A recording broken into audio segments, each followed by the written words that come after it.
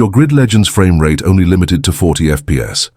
Well, with this gaming test video, I am happy to bring you good news because my good friend on Twitter, 4K Gamer, successfully imported a 60 FPS config file from another device that supports 60 FPS. So now his Oneplus 12R with Snapdragon 8 Gen 2 now runs Grid Legends at 60 FPS. Now let's get into the race and see if the Snapdragon 8 Gen 2 can actually handle 60 FPS in Grid Legends.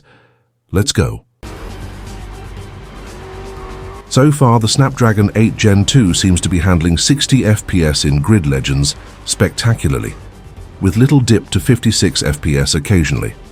There are no massive FPS drops as you would have imagined, because the Snapdragon 8 Gen 2 doesn't support 60 FPS in the first place.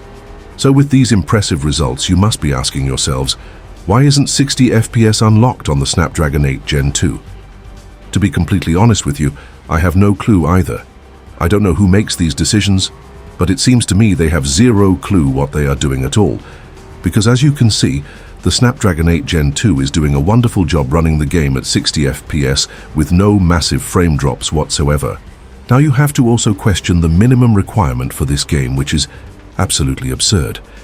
With the Snapdragon 8 Gen 2 running this good, we can expect the Snapdragon 8 Gen 1 and Snapdragon 888 to be able to also run this game at least 40 FPS, and even more on the Snapdragon 8 Plus Gen 1. Whoever made those specifications needs to be put in jail immediately for this ridiculous decisions. After almost 2 minutes, we can all agree that the Snapdragon 8 Gen 2 at 60 FPS runs Grid Legends perfectly without any frame drops.